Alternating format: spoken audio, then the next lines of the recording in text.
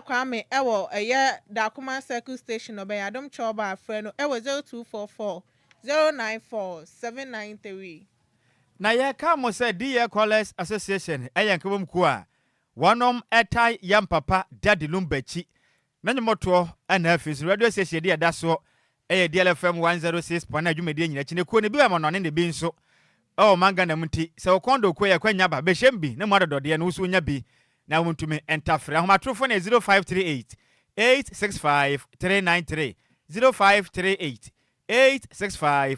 393 yesa ye homra ne say yemfa odonti bra ne nyina yemfa odo na yemfa mo odom akenka fo yesen konwa ebesom enumre no edi amegye so eye owofa Nhyiraba Kwadwo Sammy bi ma hoteden ene ehunsuo mpone mene Adwoa Agyei Sikapa ye da ye ho ye ba ya de kasebo no enchire mankasa ebesom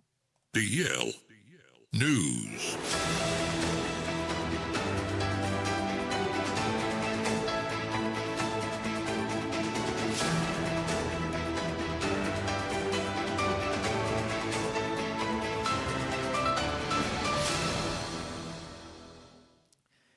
Yamamo akwaba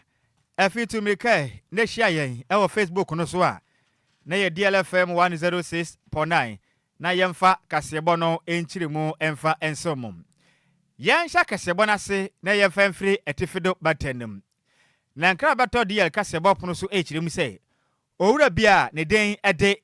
balimboma na papai wanyamfinhia ne baye aduonum ekro na wakohia ne kwafiri mukwanwu a akrofotetu amoa akoto de ahye ne so ewo mra na one ne ba ono so wanyamfinhia ne baye aduonu na wonom etika mu a wonom eko Bollyban boy enam kwantempon so akrofotetu amoa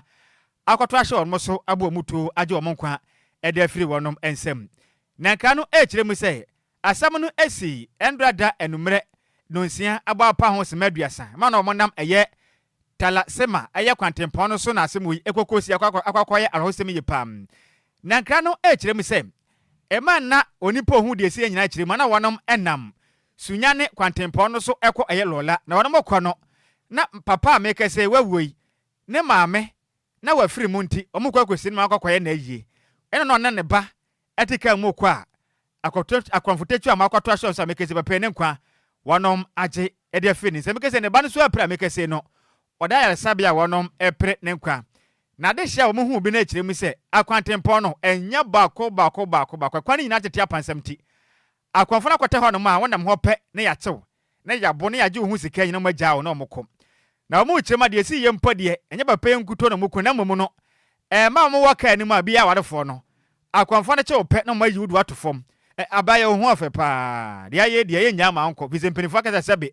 abo bi de agakwa ye nya ne kwanti omuju sika we pe na wo yoba ne yahye no mo no wadaka ho na omu chirem se asem asi de in fact ene enyan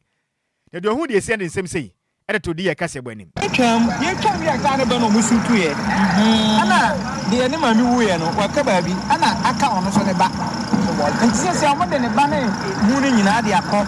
yi hospital o de ya ba mboy ho no ne ana ono twam eko ne ma ne yiye no ono na ewu no ono na Roberts for abo no tuam na ewu no e wo tesili ma ana ono so ne ba na mboba na aka no no anti omo de ne ba no hwan ne ba no hospital ho ba bi omo de ba wu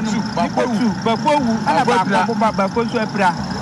she omo beto no omo jiji omo ska wi na omo ne mara na sra da ba mo ba bi e kana we ka fa 3 times na no ye san yo ba odu ho no omo chi omo do mo ko wuro mfara we wa jiji omo ska nyina omo wi na ma na mo ka no omo cha omo ma arabe omo a chema omo ana kwa na omo se aware fo mi ru ka ana na no ansam so ba the same thing no mo sare be che no mo sare di ya ba 106.9 FM. DLFM 106.9. Enti ahosama abani o akranfo ne che wuwie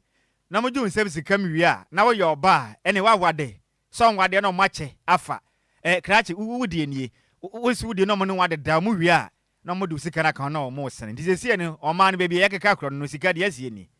e wo se ye kwan ne sonso na ho banbofo etimi ekohonom aya na ekwan no mko ginagina ho ne wo se ye sika ne nko a kwantempon no nyanti ni chese wonam ho antumi nko nti akronfo beto barrier bi o mo che o beju sika nyina na de ya ne se ye wi ne ye san wada se nipa ne wa ya de bone se woni bie wa wade won wade emfa ne ho na ade a wadofo ne kunu beto no bo ase na krachi when na beti ne said ni Jimmy beye me wura ho pa bompa say asem we de yankopon hu ye mobo na o man said ye kɔ ne in fact penifo nya bibi na nansen said ya konfutetu a mo ne tata ye krumu ana no odin o pa so mo pe adwuma ye nti no mo pe kwan kitu abi o metimi afa nya sika nansen na bisi ya mo kwachi bi nim no mo de da ya jeje o mo sem sika masa akɔ ye bio adan yanko yanim yanto akase ebone so na osoafo na hwe oman Ghana ye sika sem so aye Dr. Castle Atoba Forcing eden sem atoja ehemu say aban contract bia omobenya no ehun abasobode na nya de omobeje ewa amanoni sika mu esan say adwuma die we ba beboa na oman ye sidi no etimi agina ne naso na hoɔden etimi abom na eye dollar na abeje akonya ewa oman yimu no yabɔmɔden etimi agya ise dollar na yedidi dwuma ewa oman yimu no din semi etuja ewa bra eye 2025 mid-year budget no oye mu pense mu ewa ye mrahebedwam eye nde ya wo kitan sabosom ne de to so aduonu nan ewa mfimpim yenu ne aduonu num ni mu ana ochemi so mampani John Dramani Mahama de hyehyɛ ye gu akwa mu se eba se wu jiska bia efa contract ho a ewa so otumi hu ni se sidi na abeji na emom enje ewa manoni bia sika mu se ne be ya sidi no ebetimi agina ne naso ye pa sanso na di tuja na ochemi se okwaye foreign exchange at 2006 at 2723 na ade ema ho kwan se ebadwumakuo bi ana setimamni bi eto bibia ana posa wo bibi hu dawura ewaso hu ne se eyoman ni sika ana ode bebo hu dawuro na emom enkwaje manoni bi sika age se Bank of Ghana ama ho kwan se je ansa na watimi age. Foreign currencies are becoming the means of transacting business in Ghana. This trend, if not checked, will erode the confidence in our currency, drive inflation, and result in the loss of value in the symbol of our sovereignty. The Speaker, to curb this unfortunate development, His Excellency, President John Dramani Mahama has directed that beginning today, 24th of July 2025, no contract awarded by government, irrespective of source of fund, should be denominated in foreign currency. Right Honorable Speaker, to curb this unfortunate development, President John Dramani Mahama has directed that beginning today, 24th of July 2025, no contract awarded by government, irrespective of source of funding, should be denominated in foreign currency. Mr. Speaker, we also want to use this opportunity to remind the public that per the Foreign Exchange Act 2006, Act 723, companies, institutions, and individuals are prohibited from pricing, advertising, receipting, or making payment for goods and services in foreign currencies in Ghana without prior written approval from the Bank of Ghana. Enwachi anatoba force edi tuja no chemu say inflation no eso atimi ate e de free a year 23.8% efiti December bosome ne won fimpim yenu ni aduonu nan ni mu ebesi aye ohoma babosome no e won fimpim yenu ni aduonu num ni mu de etimi ate ya ababedu 13.7%. Mr. Speaker, in less than 200 days, we have brought back clarity, certainty, stability, and purpose to our economic policy direction. Right Honorable Speaker, we have made significant progress. The signs of recovery are obvious, evident, noticeable, visible, tangible, and they are being felt. Mr. Speaker, Ghana's fiscal position has significantly improved. The primary balance on commitment basis posted a surplus of 11.1% of GDP at the end of June 2025, beating the ambitious 0.4% surplus target for the same period. Right Honorable Speaker, the overall fiscal deficit on commitment basis was 0.7% of GDP, outperforming the target of 1.8% at the end of June 2025. Mr. Speaker, inflation has reduced significantly from 23.8% at the end of December 2024 to 13.7% at the end of June 2025. Eni ya uti ye ayo so afọ na hwe oman no sika sam so ye Dr. Castle Atoba Forcing. Yanto akase bon so enko so anyira mu e wo man Ghana ye photo samfo aso ye. Dr. Castle Atoba Forcing ne sade sikapa ekire mu ne saa. Okopia ma sebetwam na ode oman Ghana ya media budget ehon ensensem eye review no etu dwa no ana wo kyerɛ mu a yanka ncha Ghana fo nyina sɛ nanse mu ema na MPP amanyokro na ban ewo mu no na Ghana sikasɛm ye na enye o na wiawie sɛm akuna na tete apansam kora o kyerɛ ma na nya kora na nka sɛm ana wo kyerɛ mu sɛ sidi no ehwin egu no hwani mu ase ehwia so o mansen adwa so a na tete pam na wo kyerɛ mu a meka sɛ ne yama yadom Ghana sidi afantoma pa edi afro men ye kwe nimpa ne senti yanka nkyerɛ Ghana fo nyina sɛ sidi no apeke adwonko ye ne yakro no na Dr. Atoba Forsen kyerɛ mu sɛ we Ghana sidi na akane no na $dollars no na nka beto Ghana sidi ne bia 15 Ghana cedis ubenya $dollars no ba akopɛ nanso ne aba begina 10.45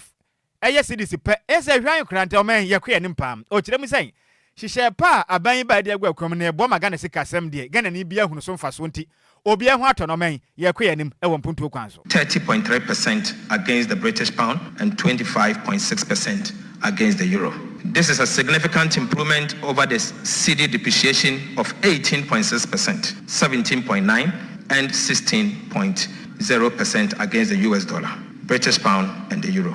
Mr. Speaker, I repeat, so far we have almost reversed all the cedi depreciation in 2022, 2023, and 2024. This level of appreciation has never happened in the history of our country. Mr. Speaker, Right Honorable Speaker, fellow citizens, Ghana cedi no apeke. Cedi no. Ai, sawati ya sati biu. Ghana cedi no apeke. Ghana cedi no apeke. Ghana cedi no apeke. Cedi no. I want tero another wumru Ghana cedi in fact wa apeke. Na no achi ana wo kyerɛ mu sɛ yanka nkyerɛ Ghana fo sɛ aban egudu sihye pa bi ba kuaye mo amusi kua no mobotom ba ye de na sɛ de kua mu ba ye de wa ha no wa hwɛ DJ Omalo ne fie ha onsie biu. To pursue the following to reduce inflation. We pledge to implement aggressive fiscal consolidation drive aimed at reducing the fiscal policy, fiscal deficit and borrowing. Mr. Speaker, we pledge to stabilize the exchange rate to reduce inflation on items that rely on the exchange rate for pricing, such as fuel, transportation, imported sugar, rice, and cooking oil. We pledge to implement policies that target items with large weight in the CPI basket, such as transportation and utilities, to reduce their prices. We also pledge to implement, through the Bank of Ghana, to implement an appropriate monetary policy stance and use its liquidity management interventions to support the disinflation process. And finally, Mr. Speaker, we pledge to implement agriculture for economic transformation agenda to reduce food inflation. Mr. Speaker, it is instructive to know that these intentional policies announced the 2024. Nanuachi and a Dr. Kessel Atoba Force and Essentially Musem. Odi Ghana man penny dada nana adodankwa Akufo-Addo hu ya papa efiri say won be fra kwamia tena so pe na mo hu say Ghana bone pa ba na dade ade yeni ene yesi de no omokoto ne fapem edisi anwem na jese na ni nyina so bia nti adwira gu say kura na mo ba ye mo ba adwumaden na nya ba dada ne mpomaden ba o mambo na mo se Ghana sika sanka be yaduru Ghana yi ka yakota no ene sika asem ne kase yakoya ni mu ene ka ye bomframa ye ne yesini. Speaker, the root of our 2022 economic crisis can be traced directly to an overbearing fiscal dominance, marked by reckless spending and corruption, compounded by poor leadership of the previous NPP administration. Mr. Speaker, the worsened fiscal situation spilled over into the monetary and external sector, causing a rapid depreciation of the Ghana cedis. The monetary financing by the central bank reached an all-time high, driving inflation to levels never seen in decades. Mr. Speaker, there was a complete lack of coordination between the Ministry of Finance and the Bank of Ghana, signaling the highest level of incompetence in the management of our economy. Mr. Speaker, in the face of all this dire inheritance bequeathed by the Akufo-Addo administration, the government of President John Dramani Mahama made a conscious decision not to make excuses, but to reset our country. And you're not, yeah. Then what na Dr. Kessel Atoba Force kasemu bio ene wo chire mu am Ghana for ba ka yan fimpim mienu ndu kron 2019 yade bi ba wiase afa na nyina edi anda so ya COVID-19 o chire mu se ne nso eto aba ya Ghana fo atua sese de ya bre we dey pay tire ne sent yankopɔ ya atoma ɛhin me bosum nim saa to no mbetwam magana for COVID-19 to no magya atua afin so vat ahodoɔ bi ne nyina da mbeyiyi so mɔmɛn yɛ ho atɔyɛ na adwadifo mobotom atumi ayɛ Mr. Speaker, I would like to reassure the people of Ghana that at the minimum, the following will happen as part of the VAT Act Amendment Bill. Mr. Speaker, COVID levy will be abolished. The effective VAT rate will be reduced. The punitive cascading effect of the GET Fund and NHIS levy will be removed. VAT flat rate will be removed. And a unified VAT rate will be implemented. The VAT registration threshold will be increased to exempt small and micro businesses, and compliance will be improved through public education, awareness creation, and the introduction of fiscal electronic devices will be deployed. Na ne kwa kura mu na Dr. Kesela Tuba Force in H Rimam. Yang kanchra Ghana for say, one muhuri or my Ghana Benya Tina, so you should be told H Rima. Enipa Mako, empim do 14,000. Omo nyinada edin agwasha ketua homa ma ne nyina yensaman den omo ho ba be kura nipa kro no wonso bosum bia do omo gisika gu omo to mo man yimonti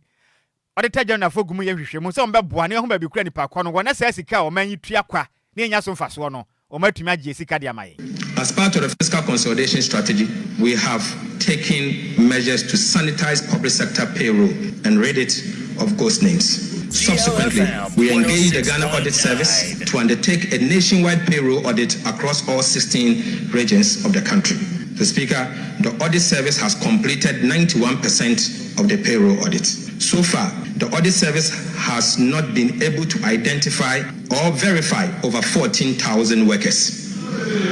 Mr. Speaker, again, they have identified 53,311 separated staff on the payroll. The Speaker, separated staffs are staff who are either on retirement, reassigned, terminated, or are on leave without pay or deceased and yet remain on government payroll. Mr. Speaker, the Audit Service expects to recover a minimum of 150.4 million of unearned salary from the separated staff over 2023 and 2024 period alone. Any a woti ye ayo my Ghana photo sam for me swafo no ena wo hwe yensika sem eso the day edo nimnyam for Dr. Kesela Atoba Forsen.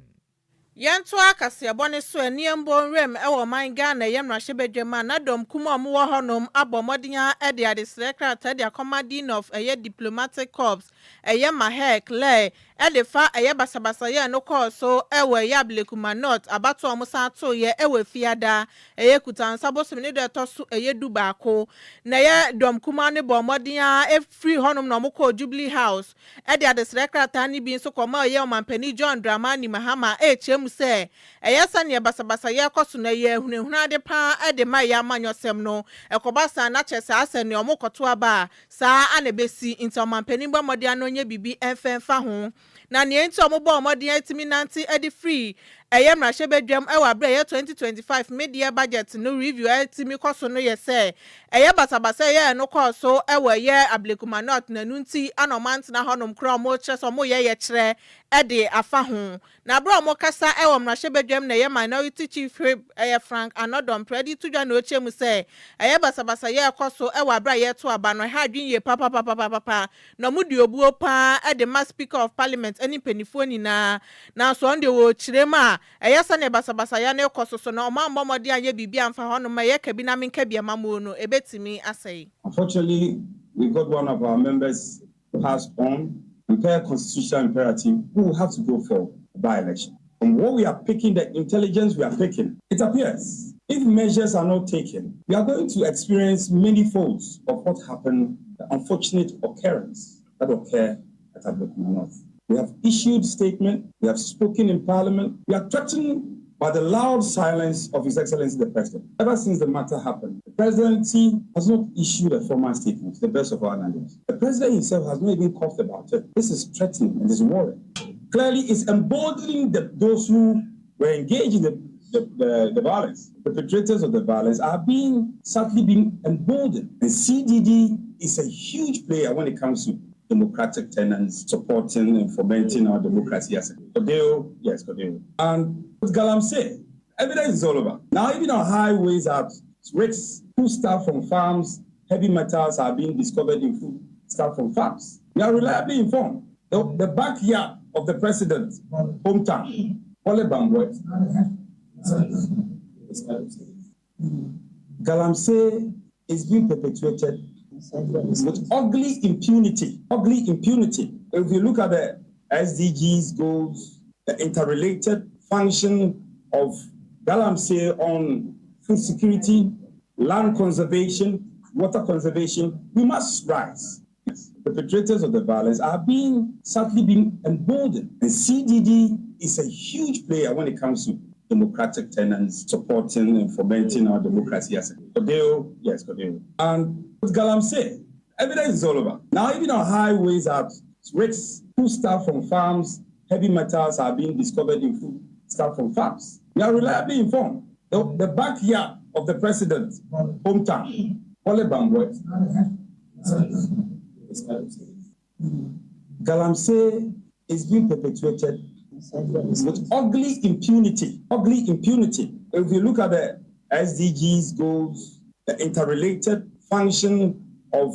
Galamsey on food security, land conservation, water conservation, we must rise because the concern and the substrata concern of food security is important. The interrelated function of Any ya wuti ye a minority chief whip a Frank and not Dompre. Yantua Kasiabo no so ne yemon fanwura mu e Ghana mampeni berema oboada akachi na Ghana fo beka ya na yakita won sabosome ne da na toso aduonu nan efempim yenu ne eyedum mekire 24th July 2012 ena Ghana mampeni dada no na netua o man Ghana so ne den ede Professor Evans Atamers mekaze papai onka atiasefo ho ebiokram na asemu esi ye no ye kaka ye ni a enfrenhia makon dumiensam nie ene yawure nene asomdwe park ehɔ no mu wura ye pam efri se Ghana mampeni John Dramani Mahana Boanan ene NDC amanyokuru matwetwohuru ekopie hɔ no mo ede nsem ede tudwa echiremu am omampeni dada Professor Evans Atamers wanya ne ba bi kwe in fact pepe ya bobara papa wabadwumaden asmo man Ghana sompa ehu benya pa se Ghana fo ye be kai papai na ne moden bo a wopoye ede ne nkwa beto honom eya agede de mo man no ye betimi akai ahye ne den enemunyam Ghana mampeni echiremu se kai ye kai omampeni dada no ne yanka hunu se oye obi a na openka bom afi nso obu afoforo ena bio owani sadu hu ne akani honhoma na papai wo no esu kine kuro ni senti ohye akanifo nyina se obi amọ ne homoden se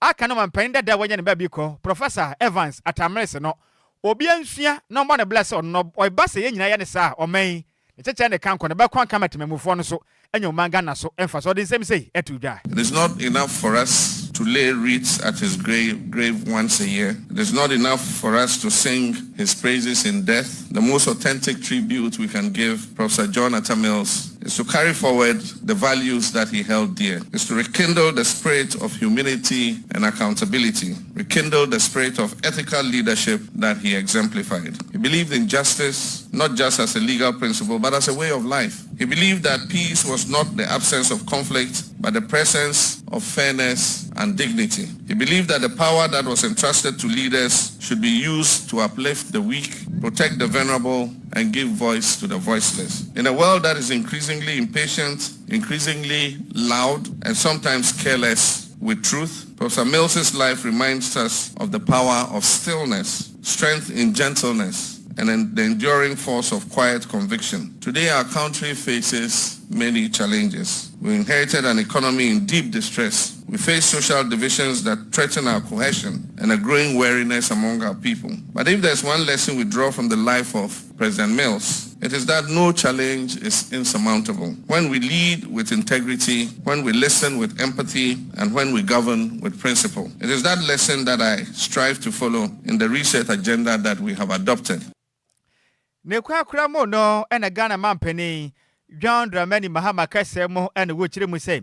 yanka nchira Ghana ni bia oti anumene yi say o mampeni dada John Evans Atamese wa ne ba bi ko no Yɛma yɛ ho mmɔden sɛ nneɛma pa a ɔyɛ yɛde ma ɔman no ne legacy no yɛn nyina yɛnsua na bra yɛbɔ no yɛmmɔ bra sɛ ɛbɛfata no sɛ bɛyɛ bɛboa na yɛnyina da sɛ kɔba sɛ yɛni atiasefo asase so mpo yɛbɛnya biribi agyina so na yɛde aka yɛn. Strive to follow in the reset agenda that we have adopted. So let me say for emphasis that our reset agenda today rests on the foundation of the Better Ghana agenda that was laid by Professor J.E.A. Mills. Asumdwe Park is not just a final resting place, it is a national symbol, a living reminder of what our politics can be and must become. It calls to us to lower our voices and elevate our purpose. It calls on us to be kinder and more accountable, and to remember that in the end, leadership is about legacy, and it's not to be found in statues or slogans, but in the lives of the people that we touch and the examples that we leave behind. To the family of President Mills, we continue to share in your grief and we honor your strength. Your loss was not only yours, it was Ghana's loss, and we will continue to walk with you as we keep his memory alive. To the people of Ghana, let us recommit ourselves to the Ghana that Professor Mills believed in, a Ghana that is united in diversity, strong in values, and anchored in peace. And to Professor Mills, our father, our leader, our teacher, I say rest well. You may be gone from our sight, but you are never gone from our hearts. Your work lives on in us, and your legacy will continue to light our path. May the soul of Professor J.E.A. Mills rest in perfect peace. Amen. Na ne kwakura mo no ona mampani dada wanya ne ba bi ko Professor Evans Atamers ni nuaba ne den ede ahema kwashi ekopie mu odwumede nase ena ode adesre eto Ghana mampani John Dramani Mahama na nim se osra na da Ghana mampani dada wanya ne ba bi kwei Professor Evans John Atamers na wonom ewo Presidential Library ewo Central Region Cape Coast mekesi atete apansam asaye odo mampani osra wada Mama dianko siese ne kama na nhye bepe dia ne mefise bra papa we bra ye no kema akwade so wuye no nachi yakata. One thing that we will also like to draw our president's attention to is the library that has been built in honor of our dear brother, which was inaugurated about 10 years ago in Cape Coast, which seems not to have anything going on there, but we hope that as we are back, something will happen. We are grateful to all of you joining us each and every year. We are thankful to God, and we ask that the soul of our dear brother and all our dear departed ones continue to rest in our Lord's peace. Ani a wuti ye ayakane omampeni dada wanya ne ba bi ko Professor John Fifi Atamers ni nuaba ne den ede ahema kwashi ena woto so na desre ede tudwai na Ghana fo beka ya emna Professor Evans Fifi Atamers free mu na nwum sei ena mtofo hyehyɛ de ma no. This is for the late President John Evans Atamers. We say may your soul rest in perfect peace. A friend beats Dan Suapia. Oh, Canada.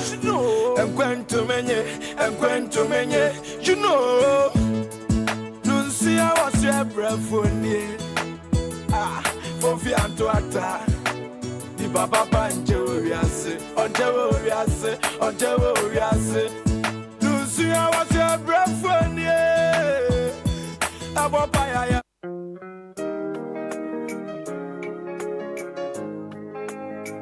It's your Kunini Pa. No da wow to me kikani hui. Asum piani pa. No da wow dini saguni bui. Yeah.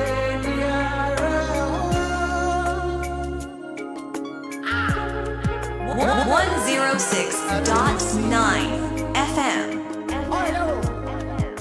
Yeah, she's swimming free. Yeah, I'm seeing. Yeah, but sorry.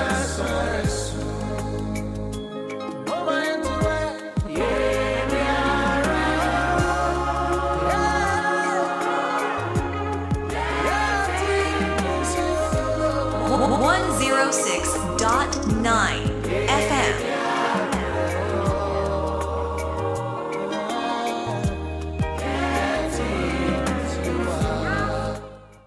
No kwasem se ye di awre kwa na mpanifo se sabe se yedu amanfo so a na yaka yanom o mampani dada John Evans Fifi Ofalpeni Kweja Yakopon emfa wokra emfansie sika Kwadwo o mampani dada na wakafa no oh Nyankopon fani cranes ono akasa wansa ya asumdue nipa yes Ghana mampani a utumi sifri ne ka mu fro trotro kotodo kunu di ye wokwan ho me de no ye my favorite pa da owu ye wo se Ghana flag wo Ghana hanum na abafem no se ka kire ye listeners ne se ne so fa ne de emfa enya de be ye ya me ya adom etena ye tena se a media budget review no ye betena se di ho nkomo enti obi amfa ne menase ponko hye ho etena na wa be ka wa adwen wate enti ene de emfa enti mo fa ncha ye pam na Kofi Parliament adwen tena na wase nya me nhyira o man kronkron Ghana DLFM news all the way wo hwe live di free agorabo bi kuma apa ye da se na akuya mo Aboa ten o se ka se we mo desa no madu free ablikuma central me da se me dofo sanso na site antobam o se o di free malam aka breastfeeding o di aba ye da se pa senior o se o di free nfa okay ka na adwen minority for nam na Abbas what na o se me say oh so sad nipa na bodu to Yakopon fa ne kran friends sanso na comfort Martin o chim say good evening wafa eni Sikapa ka se bo ne mo desa no manam ye we enjoy news no live ewo bwetire station ho no US I heard the sound of manam Ghana US no na na kwa mabatin wo pese o de ba bi won makaba kwintifesi dola ya Adwoa Agyei DJ Zigibi ni producer no na wo se na manfo trimodion na mo pa no besi mu ni ahuma bro ba akokora na ni petu kan makokunu mawie ma san fa manfo yire maka ho manya de kura me wa fa so odi firi oboase baba mahama oboase na wo kire mi se Ghana economy no eluku good ewo bukum na aya yanim de ana mfa fo na ayi piaga de aba achima safo de yenso aba ye da se senior yanhwe Janet asiedu na sunye wasusa o se mintumi otumi nsumpo o se Nyankopon amfa o mampani dada ekran fancy wasusa Janet asiedu wasusa o se hu de onye ne ho kram kase bone ye de asie sosma package abetenase nene ensem sport ebewuru ofie ha na mpam na ensa ye bekokura no wa unim kilantua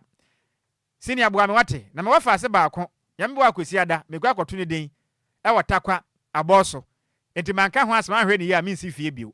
enti me wafa ase ne den de 1 ton ne ho kafo nso e de Mrs 1 ton in fact wo no mo ye don ska sho mata so pam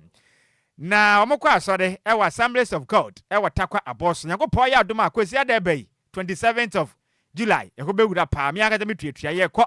na anim se me ngofa asefo na ye free takwa bompie so ende Yakopon ya adom akosi adai Sikapa woni abusua santre monkwaja me pa monfa monkwaja me na ye no ana monfa ncha me enya ye Yakopon twam kura eye naming ceremony when ye naming ceremony ye kwa akoto me wofa ase den ende mkwaja Yakopon ya adom 1 don and afin so Mrs ya eye 1 don ye ko akoto ye banedin watakwa aboso nti monkwaja me pa na dwuma di ne ko kama we Every Kofi Prince na 1 don picture no obewe ana na wafa si we kura de pon kura we ma ahwe kura enti 1 don no ho fe pa ya me ya adoma Sunday sikasa obeko 1 don wonko kwejame na fa Mrs 1 don ka ho na ya me ya adoma Mrs 1 don so no nti ye ko na ja naming ceremony no yenkwaye ne kama na yentumi wafa so ne din so na wafa so no wonwa de ma obema so obewa no die ye betu ni di no da obewa no we sugar boy na we so o ska no ho ne papa ya 1 don me kana wonte aya na ye mpe esikafo ne ma no ye pe esikafo na nkasa mama ne de live Rade Nyankopon sika o pe sika ni nkasa mu me nipa na onu kres kana nya ne onu beti bia ma ne ba no Nyankopon hu mo wate kase ye bone ye de asie mu se mufo ne ye maze mebele ntwene se mu ede emma ye DJ Omar de yakopie mu Facebook no so DJ Zigibi echinchima fie no from adesime anumre akenka fo aye hwetia sentem beso mo no edi amaje so ye Nhyiraba Kwadwo Sammy bi ma hoteden ene ehunso mpene mene Adwoa Agyei Sikapa ana hoteden ene Dum Solevi ye ko Apakan ede Sports on DLFM 106.9 DL Power Sports on DLFM 106.9 Yema mu nyina mu enitia adehye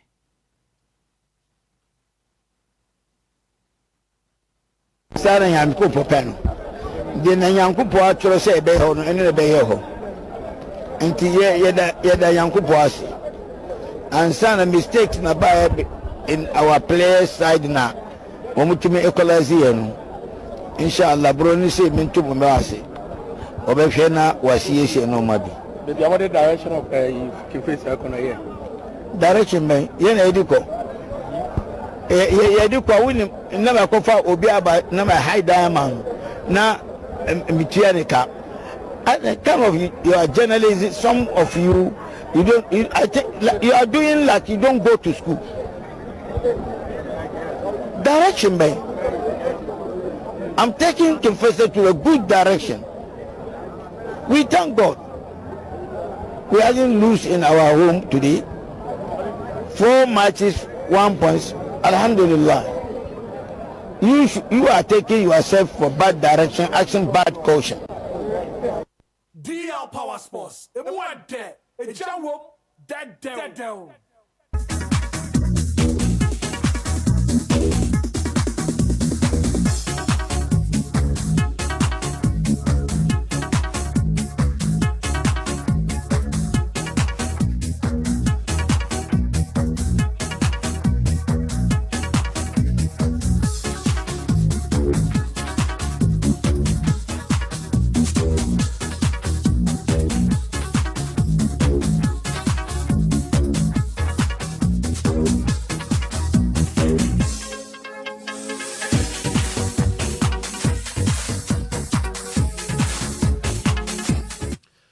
Ya udagbe wotro amele gbedrano vinyo fogotofio gamado wotro ya chamegba no in sports yeme chogbono yimanko enyu DL Power Sports update mede kukuno wotro ya la yomade na madena grona madena mesia micropomotofio radio no chodare DL 106.9 sports dimila ye menno wotro ya mechogbono ta radio a ngba delegia nanenogia anyami ganyobi tuwebele bono ko ye Facebook ya YouTube bakene menga bo efian no yo beshe Watashie kun wake sports niba egbeji DL Power Sports update mekwa bofai gbekena ni ochomoko ni mokwake moko ni mofiamo ke radio afo DL 106.9 sports no nyes mo ni watashi gbekena wokeba kaji radio abie hanene fobie woye ni BPS sports me ni wokeba babo gbekena. Good evening to our cherished listeners and viewers watching us live across our social media platform. Thursday evening, we are back on your radio. We are bringing you Thursday evening edition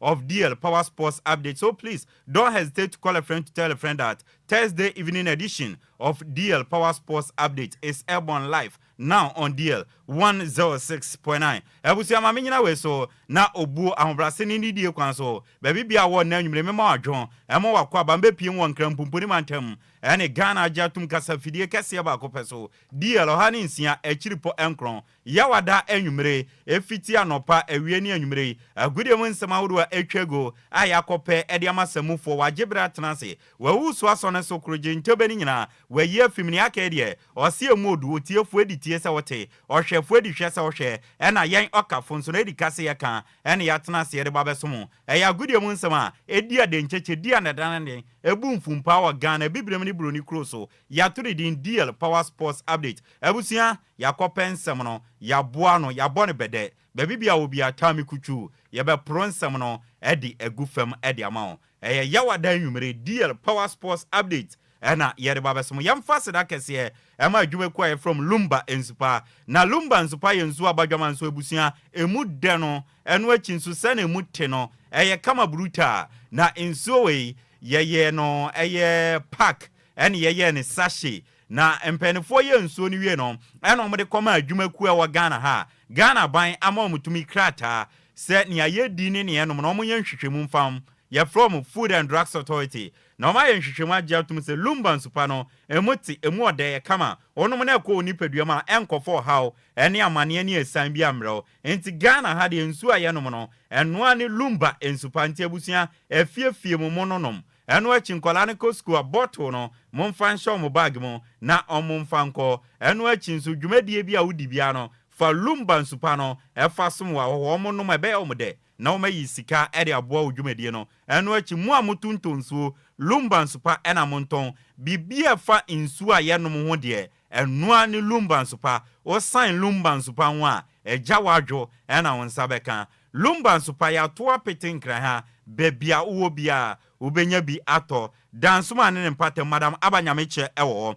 urem ewo fanko ne mpatem mama Vic ewo bra kwame ewo dakuma circle station and afen so edit kusi ewo do wenya ho nyina no ubo urem wo a ubenya bi na wato ope bi ato DLFM yakache ewo nkran gbogwa junction ya ne Wisconsin International University main entrance enedi mpunimpu bora yan reception also share receptionist oni ni ndi nkomo ope Lumba nsupato both bottle any sachet obeli di na watumi enya bi ato baby bia wa na nwumre wutie me ope Lumba nsupani bi ato ope bi ade udwuma bi ana ope bi ede asomwa wowo a ene friend numbers we na place you order you be deliver the amount 0355 0 no about 5 miensa 27 47 57 0555 274757 and 0577 4753 43 Lumba nsupara Roma waswa yen edi yen asi agongon yawada enwumre DL Power Sports Update yabe pro and seminal de agufam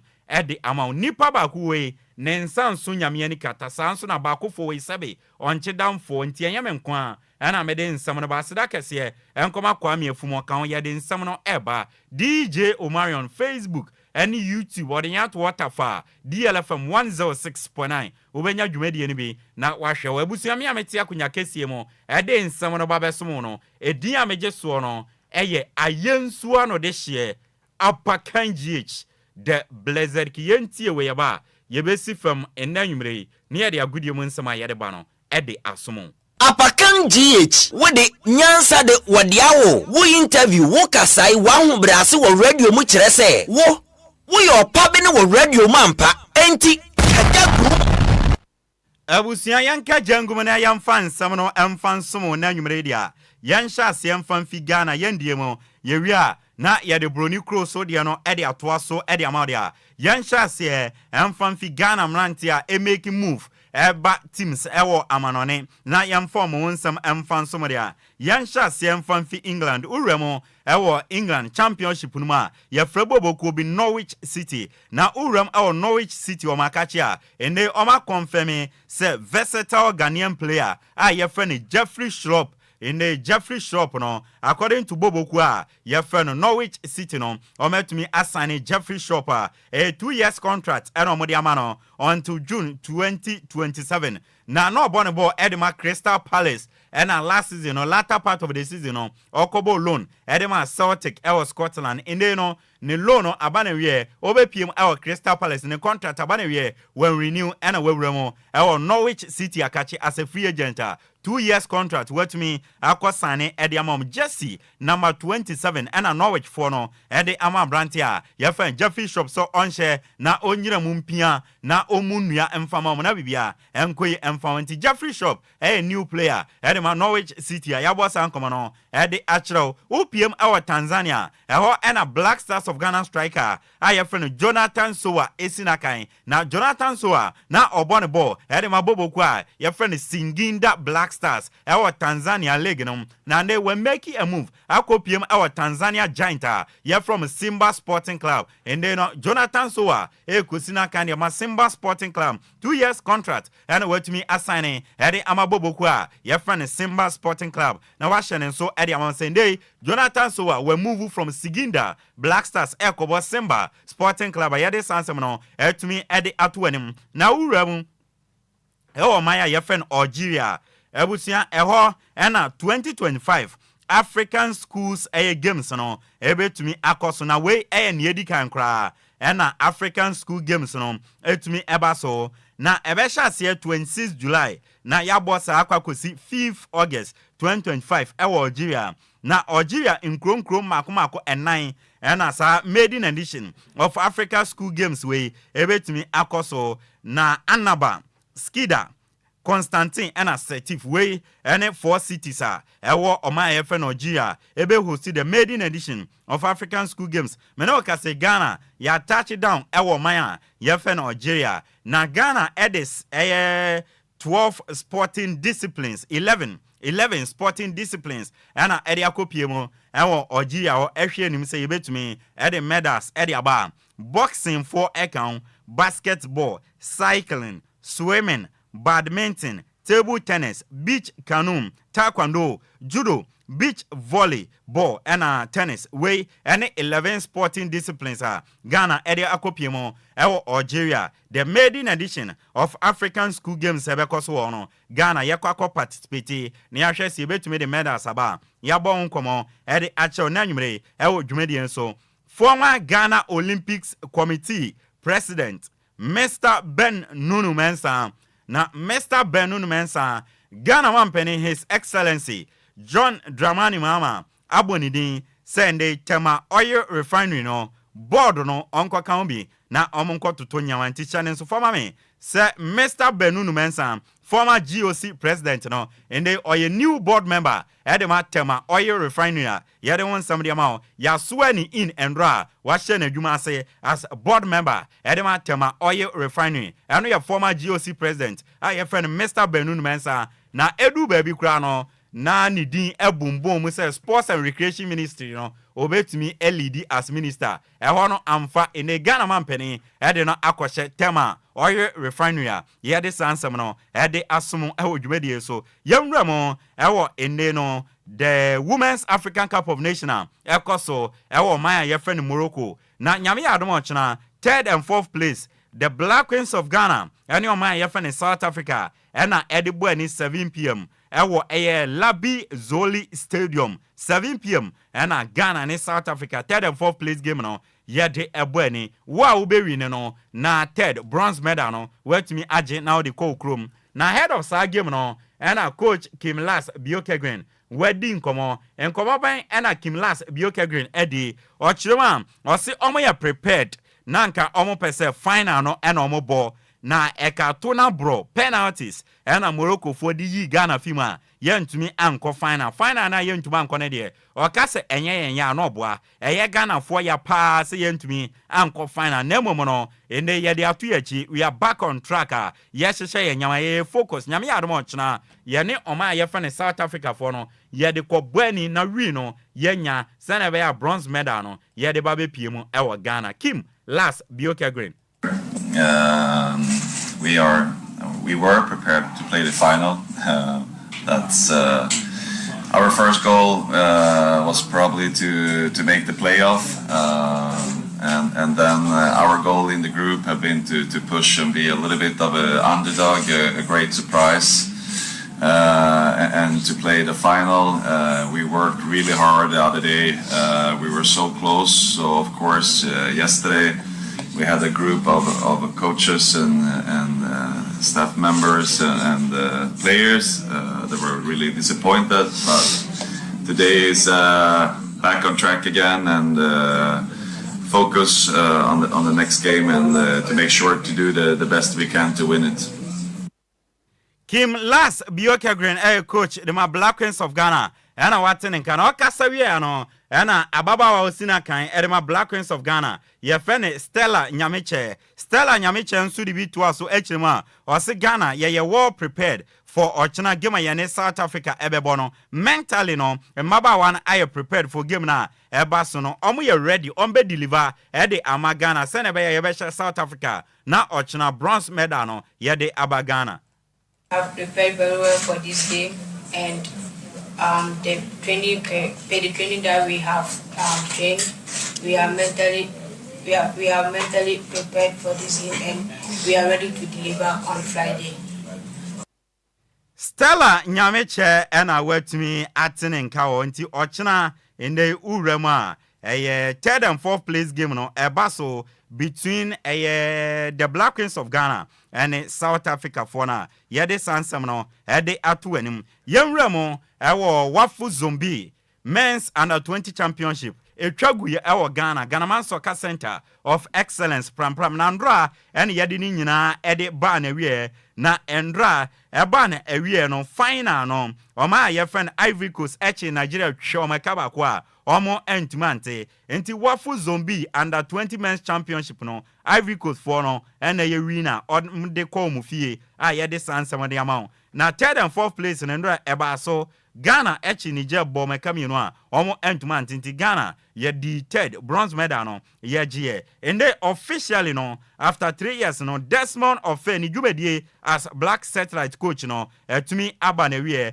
na ne achievement in 3 years as Ghana men's under 20 coach no say na 2023 African Games oji gold medal edema Ghana 2024 wafu AB under 20 runners up oye 2025 under 20 AFCON quarter final oduye and 2025 wafu B no odi third and so on 3 years obedi no achievement a onya ye ne eno ene ye twiben Desmond Ofe ene ye bisa say after mfie miensa black sector dwumedie no wode ato okọ na watoa udwumedie so as Black Stars assistant coach eden and Desmond Ofe oka eno say ne 3 years a obedi no o start ye ewini African Games qualify to AFCON and watching so no to asu bebre o say personally no ene ohun se onya growth osua de pa na nkopeso qualify Ghana de kwanda 20 World Cup nanso amane say to be a football sa na si enya ne awpe na onya personally no we grow we sua de na dwuma waye e black satellite wo no o wogidie se next coach obeba no o ombre kra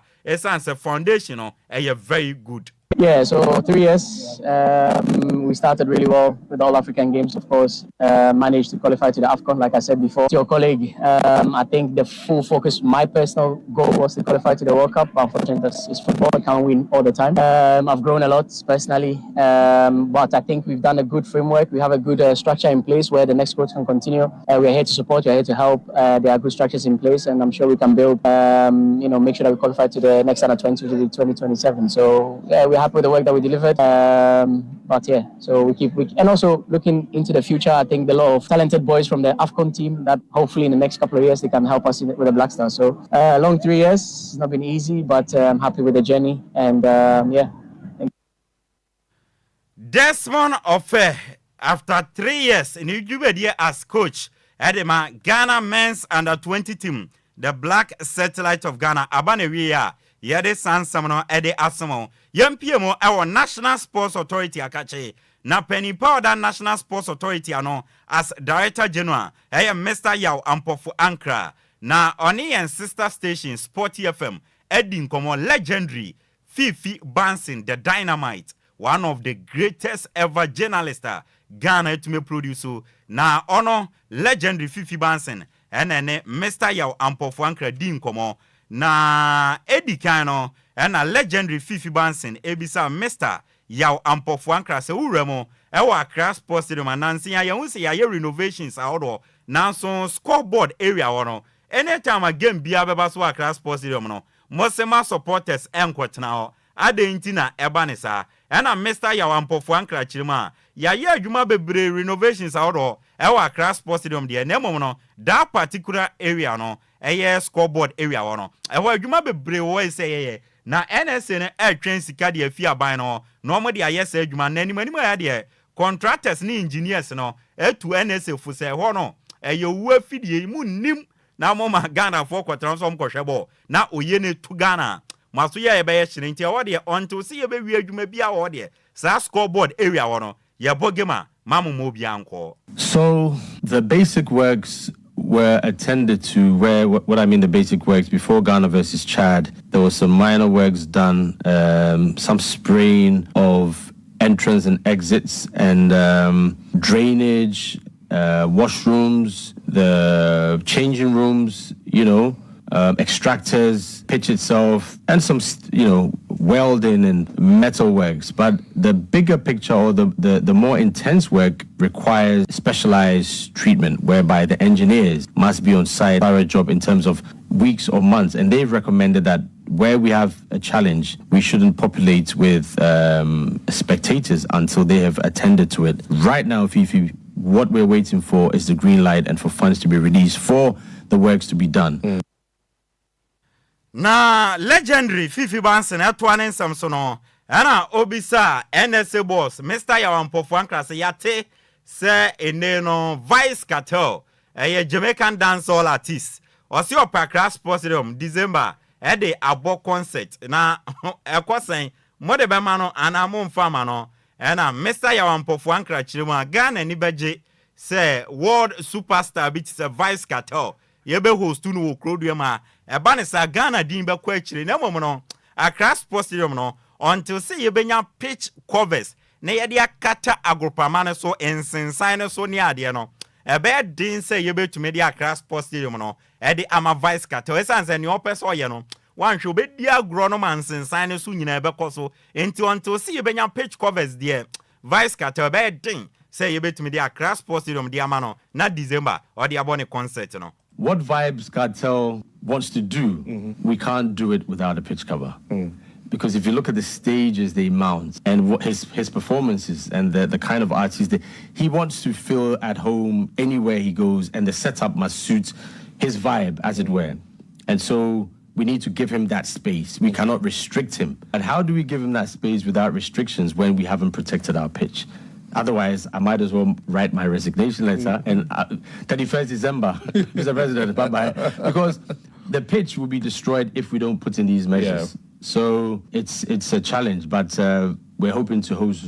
Vibes. Is it Vibes Cartel? Vibes Cartel. Yeah, solid. I mean, he's selling out in Germany, in London. Yeah. It's crazy. Yeah. So we want to do that. It's beyond music. Obviously, it's a whole statement, Ghana, tourism, Ghana-Jamaica relations and the music renaissance and all the rest of it, the story. He says he's a born-again Rastafari. Ne krakra mo no Mr. Yawampofo Ankra Gaka tofo Gaka foso mbebo ewo Kumase Baba Yara Stadium na ewon sam te se obetumi abo ana na Mr. Yawampofo Ankra se impremprenyi die o maka kire Ghana Lake Class Association say adabraka Baba Yara no state na ewo mu no omuntumi emmo Gaka tofo na emmo no omo ne Gaka fo be hia no munyina akokuma wo no makohwe Baba Yara state na ewo mu no ahwe ze bia ombetuma konjo magic bia ye bibi ama bia Gaka tofo na bawa na emmo no emprempren de Gaka tofo no entumi maso wo Baba Yara. At this moment, no, and we've told them, so they're aware. We'll meet next week and see. So we will be in Kumasi next week as well to look at the situation and the reality of what must be done. Mr. Yawampofo Ankra, Director General Edema National Sports Authority, and Common and Sister Station Sport FM, dear Embra legendary Fifi Bansin, the Dynamite, legendary, one of the greatest journalists ever, Ghana, a producer, and one common and a yedia sumo. Ewo dwumedie so enanwure yentoan semno so emfamadia yempiemu ewo boboku a yefene Aduana Stars akache na ne omasesa omudin no ema ye from Aduana FC na omu general manager papa yefene Techi Ahin dodo na no efene Tender na ye ne Tender di nkomane yebisa se Tender teams awodo no she pre-season aseni ade o na omawiwi omunyama Adwoa dabena mo hye mu pre-season ase mu coach Tioba Aristika no okopie mu amano ne ade wa Ghana na Techian Tender echirima o se Tioba Aristika ekopie mu oni krom ekodi holidays na mom no na otwen oba bedu Ghana obedu ya no Adwoa na pre-season ani mu training no ebe hye ase coach Aristika waba Orlando the latest by the close of the week the better training. Enti Mr. Techian Tender twanen samso no ena odi tu dwa chirema omo any company kasie bia ye partnership ewo Ghana na company no omo ye investors omo be investi ewo Aduana Football Club mu a sa investment no ma be ye kwa na chase so aba ye adwuma dada anyama koyi na nche bia no Ghana for montami kuchu sa partnership no be pound ma na obia hu company ko ene in the Jumon Babedi, Aduana FC Akache. I can show we are going to partner with an investor. Very soon we are going to launch or oil. The Oba on board, and I think the Nema has started. We require recruitment, medical and whatever. And there is a new kid on the block, Oba on board. And that is why I almost and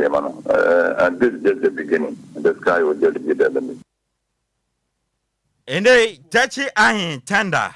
Aduana Football Club, general manager, and I went to me at Tenenka, yet they own some media sumo, ewo Jumedie so and so ewo honum, na ene no uwura mu a eye boboku a ye frɛ no eye aduana akachia yes uwura mu ewe aduana akachia aduana fo no etumi assign abranti a ye frɛ no Patrick Mensah oye ringer Oma signing no from Vision FC 3 years and omode assigning abranti a ye frɛ no Patrick Mensah ye de awon somebody atu anim na brekum Chelsea forward na Ghana Premier League last 2 seasons top scorer Steven Amankona de nani achem ewe Egypt Bobo kwa first mu a 3 years deal and wako signing edi amama ye de awonsam edi amama hat ofok officially no oma power abranti FN Ali Muhammad oma power ne wontuma former Ashgo Tamale City Accra Lions ne Vision FC player in a Bobo kwa ye frano hat ofok assigning 2 years or option say 2 years and so on obetumi edi another one edi akawa ye de awonsam so etumi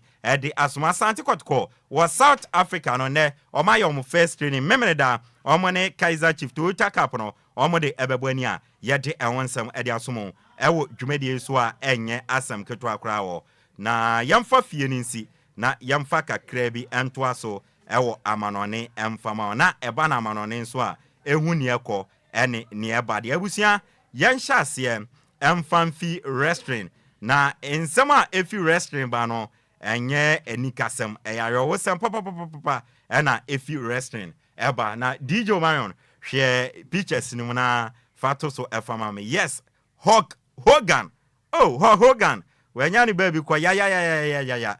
eyayo wosem papa enye nikasem kra enti uram wo restaurant omudi ayo American Professional Restaurant na restaurant no no oye icon wo sanse wa bobraye pa 6 times WWE championship no oye 6 times winner Hogan enyumre ya wakanchine egu at the age of 71 years and a Hogan etumi akanchine egu a yede ewonsam enso edi etu anim enne enyumre enti Hogan meno ka say onkati asefo asase obiem at the age of 71 years no wanyane baby kwa yede ewonsam edi esomo ewo dwumadie so uram ewo boboku a ye fen Asna Akachia na Spanish 21-year-old center back na Omarion Hwemuna Arsenal 4 player na number 3 no bonnet no fane to sumame na Ghana na player bidini age eba na mudi na atamni ade o hwa brantie pa almost 21 years dia wanwan Christian Mosquera Arsenal for 21 years from Valencia o met me assign no sika APM no 15 million euros and Arsenal for ne tuariama Valencia Spanish 21-year-old center back Bobo kwa yefen Arsenal etumi assign 5 years contract on to June 2030 and Christian Mosquera eba sinakan ede amabobo kwa yefen Arsenal Jesse number 3 and Christian Mosquera eba she ede Arsenal yede awonsam edemao na Omarion another Arsenal player ewo mfane to somame eno Victor Gyökeres ofi Sweden yes Victor Gyökeres inde Arsenal Sporting CP Omar Richie agreement enwumre ya eno mo exchange document na Arsenal 63.5 million euros enimani ya ede ama Sporting CP na 10 million euros aye add-ons na ochra ena Victor Gyökeres ebabe ni medicals ede ama boboku FN Arsenal opasia na 5 years contract on to June 2030 no wasane ede amaboboku a ye friend Arsenal ye de wonsam ede amount opiem e Chelsea akache nso a ende no eye Argentina for forward ye friend no Alejandro Garnacho obon ball ede mama uni ametin se Chelsea say on best strengthen forward position na player owo mo list ne so omunya no mo de ne beba no Alejandro Garnacho enti Chelsea interested so on betumi asane Alejandro Garnacho from Boboku a ye friend Manchester United a ye de ewonsam ede asmo Alexander Isak Swedish striker obone ball ede man Newcastle United na enawia Newcastle for no kokokokoko hwan a Alexander Isak enimuni adanya o se empenfo mesre me kan ma beso mache na baby adu no me pese me move na me ko new team na me ko compete e wo no mo se o pese wo kwa na o se ai me pese me ko enti Alexander Isak na wie o de akoto Newcastle for na enim se o pese o ko ni ameti ni se Liverpool for na se o mo de still no matter so much spending be close to 300 million pounds still now Isaac 120 million pounds on betua na omo de afanti Liverpool for pushy say omenya Alexander Isaac nemom the good news for Liverpool ni say Isaac akoka chere Newcastle for ni say onya obefi ho akọ a yede awonsam etumi ede asomo eno eye abrante a ye fe no Alexander Isaac ne wonsam ena yede asomo ewo dwumadie so enso so ewo honom na uwramu ewo boboku a ye fe no Barcelona akachia omo abrante a ye fe Mark Andre ter Stegen ye omo German goalkeeper na wa confirm me on social media se oprebi hihye no enti okoye surgery na ono Mark Andre ter Stegen no eye beye boso miensa ono Mark Andre ter Stegen obetena fia ontumi mo emfama boboku a ye friend Mark Andre ter Stegen enti ter Stegen ekoye surgery goalkeeper 3 months obetena fia ontumi mo emfama boboku a ye friend eye Barcelona enso so ewo na Lamine Yamal Barcelona eye Spanish young sensational player yes ende no Massa kuwakrata ewo eye Spain yes Massa kuwakrata ewo Spain no almost say Lamine Yamal the year 2024-2025 season no Lamine Yamal na eye the best player into no almost the sa award no etumi edi ama Lamine Yamal waje sa award na yede awonsam edi ama na uremu ewo Real Madrid akachia almost say Hendrik Filipe o bebo no awale na awale na ball no de emfa Gonzalo Garcia nso apie nti sadia Hendrik Filipe no omunya ombeton no loan kra omo de ne bekwa branchen se twia ka me nko ba bia ne enko ba bia ochina nti Hendrik Madrid fonse nkonko loan oso onko ne enko ochina nti eno eye nsema efi oba ye de ho nsema edema ni abedi tu mesre bo no eye Joao Felix oh boy we pa ball Benfica no bobo ba Atletico Madrid amfa wa ko kolona ni amete eni se kuntu hwan ninjia na esako enti nei abrante efen Joao Felix osa de nani kire Portugal na wakobo di ama Benfica Chelsea eni Benfica didi nkomo reach agreement a Joao Felix ebe fi Chelsea akọ Benfica yede awonsam ede asom ebusia yam fancy na yenko na me chairman aba na onfa eye awoso no emeto asoma na bibia enkoye kama enso emfama mo na bibia enye kama na DJ Mayo mede birthday picture bia ma fato so na memfa no en sorry so na yenko ewo Raman Kugbaja eye a colleague sports journalist ewo Original FM ni Original TV Raman Kugbaja say ne twin sisters yes twin sisters Najat Abubakar and Namau Abubakar Najat Abubakar and Namau Abubakar mo sapeman ene eyama woda enti Najat Abubakar and Namau Abubakar mo sapeman mo yanta for na eyama woda happy special birthday enkoma mo nyame nhyira mo onya mo kese na ne amohwehwe wa brabo mu bia no mo nsa enka eno ye Najat Abubakar and Namau Abubakar happy special birthday nkoma mo wasapema mo enjoy mo birthday no to the fullest and also ebusia yedi esi yeko aseda kese enkoma kwa me fumo tai kire yedi ensam no ebaye enti bebia kwa me fumo obi ana aseda kese enkoma no DJ Omarion yeda asepa nyame nhyira ode enko Facebook any YouTube ema unya adwumadi ni bi enso ehwe na wofa Sammy Tuga Madina Masalachi Opportunity Bank eni wofa yenchia utie ye nti wofa yada asese de bia utie na sister abna so yenchia no na Ishmael matisa oyale speedy recovery to you Ishmael onso yechia one wife adepa yenchia munyina enso so ewo New Legon Abu Junction Joshua collection yes God Day collection Joshua Akoli aya normal ti Joshua Akoli yenchia ewo God Day collection ewo Abu Junction and so New Legon ti ebusia ye ko me amede nsem no ede ebae no edi ameje so no eye ayensu ano de hye Apakan GH the blessed king twedi ampo nyankopon ehu ya mobo na odom ye nkwa ene ahoden a